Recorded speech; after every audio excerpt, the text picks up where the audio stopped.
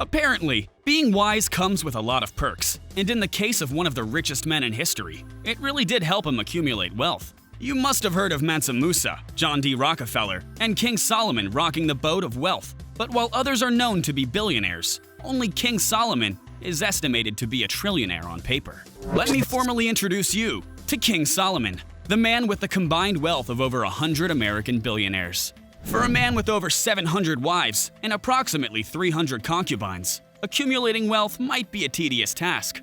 So how did King Solomon manage to pull through? Let's find out. Before we get into the full details, kindly give the video a thumbs up and don't forget to subscribe to the channel for more premium content. According to the Bible, King Solomon's wealth dwarfed the wealth of everyone who lived before him. This literally means no single human before him was able to accumulate the amount of wealth he had. He was undoubtedly the richest person to ever live in the world. For a person who constantly received 25 tons of gold for 40 years of reign, he definitely has to be the richest man in history. And to further break it down, 1 ton of gold is reportedly worth around $58 million presently. Multiplying that by 25 tons means King Solomon received about $1.45 billion annually. And multiplying that by 40 years, that's an outrageous amount of money. The shocking fact is, King Solomon didn't only rely on gold as his source of wealth. He was blessed to have a profitable business, and he also received tributes paid by all kings and governors of the Arabian Peninsula. Although the Arabian Peninsula hadn't discovered oil then, they were skilled traders and mostly sold gold and salt, the two most expensive items. Reports show that the tributes paid to King Solomon alone are enough to make him the richest man in history, without including wealth obtained from gold. Putting King Solomon's wealth into perspective, his throne was carefully carved with pure gold and inlaid with ivory. King Solomon's throne had 6 stairs, and each step has a lion statue made with pure gold on the sides. That's 12 lion statues in total. The throne also has a solid gold footstool for balance, and 2 larger lion gold statues on either side of the throne. Summarily, King Solomon's throne alone can easily make a person rich for life. Moving to his household items, all of his furniture, kitchen utensils, and other property were made with pure gold. His riches during his reign over Jerusalem caused silver to be of little value and as common as rocks. Due to this, Solomon had no property made of silver. Similarly, he also impacted the value of cedar wood during his tenure, lumber considered to be of great monetary value and cultural significance by many societies then. All his property was professionally made with gold by the Tawil family from Azek in Tur Abdin, now known as Turkey. One might begin to think Solomon was extravagant, but he wasn't. In fact, his business knowledge and financial literacy are second to none. How on earth did King Solomon build his wealth? King Solomon was the 3rd king of Israel. Even though he's mostly remembered for being the wisest man to ever live, there are a few factors that contribute to his wealth, and the first is his father, King David. Do you remember David versus Goliath story? Yeah, that's King David we're talking about. Apparently, King David went on to become a rich king, and Solomon into riches, with a silver spoon. Did I just say silver? King Solomon never owned a property made of silver, so let's go with a golden spoon. King Solomon inherited a generational wealth, and with his knowledge, he worked to make more money.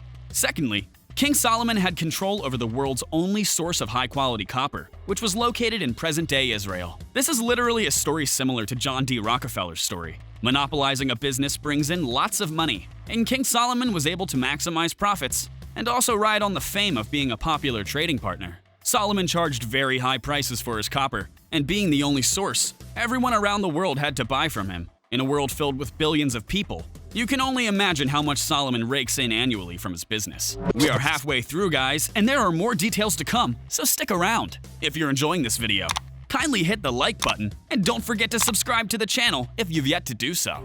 Lastly, Solomon, apart from being a businessman and born into wealth, was a very successful military leader. During those years, lands were obtained through wars, and being a powerful commander, King Solomon conquered many lands and added them to his kingdom. The business model for this is that after conquering the lands, the king of the land will have to start paying tributes in terms of tax, gifts, money, farm yields, gold, and salt to King Solomon. All of these factors combined to make Solomon the richest man during his reign, and arguably the richest in history. Putting an exact number on King Solomon's bank account today is difficult, but the figure most often cited accounting for inflation is approximately $2.1 trillion. A whopping $2.1 trillion for a single soul? That's crazy! Aside from Solomon's wealth, businesses, and the military regime, Solomon, being the king, means he has to provide for the citizens he governs, right? He didn't disappoint in this regard as well. Throughout his 40 years of reign, King Solomon built lavish temples to worship and palaces. For a man with 700 wives and an additional 300 concubines, he has to provide a fleet of chariots and horses for his royal women. King Solomon reportedly had over 12,000 horses and a little above 1,000 fleets of chariots. King Solomon's wealth was so great that it was said that the gold dust from his realm was used to pave the streets. So,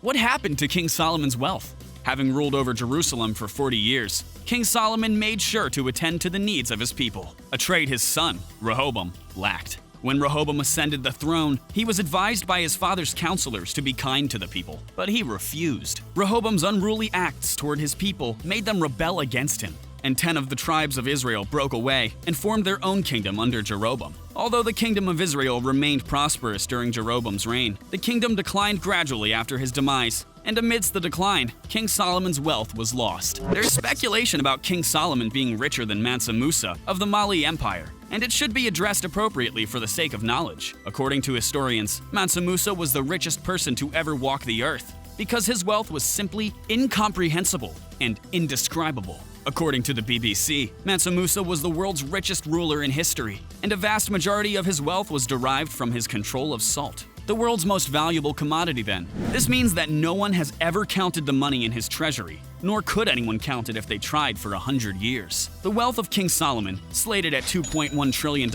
was significantly lower than that of Mansa Musa, who, according to Forbes, has a net worth of just $400 billion.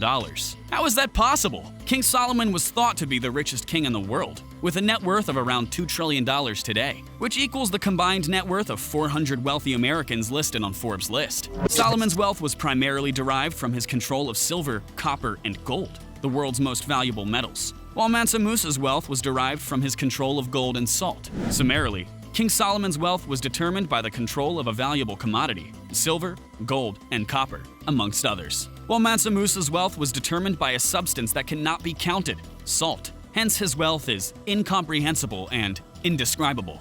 And as a result, the two men's wealth cannot be compared objectively. King Solomon or Mansa Musa, being the richest in history, shouldn't be an issue of dispute, but rather lessons on how to build wealth from scratch. Even though Mansa Musa's path to the throne was odd, his financial knowledge and putting Mali on the map cannot be overemphasized. King Solomon also used his God-given knowledge to build businesses and accumulate wealth. Boasting trillions of dollars as the net worth is a huge flex. Just imagine such an individual in this present age. I guess you liked the video. We have more luxury-themed videos for you. So how about you check out the next video? Also, don't forget to like this video and subscribe to the channel.